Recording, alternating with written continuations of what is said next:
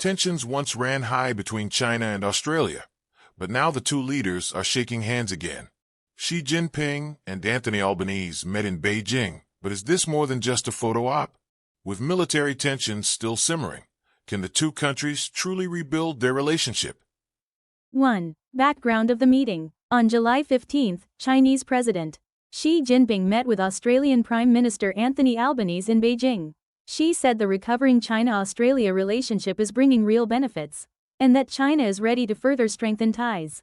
2. Key messages. President Xi emphasized mutual respect, finding common ground while accepting differences, and maintaining stable cooperation regardless of global changes.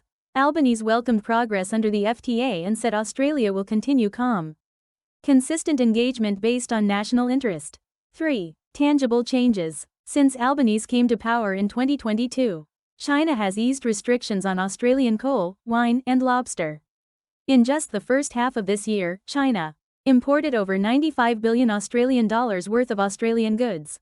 4. Ongoing tensions. However, tensions remain. Australia is a key U.S. ally, and recent Chinese naval operations near Australia, as well as the controversial Darwin port lease, highlight unresolved security issues. The economy may be warming, but the military front is still cold.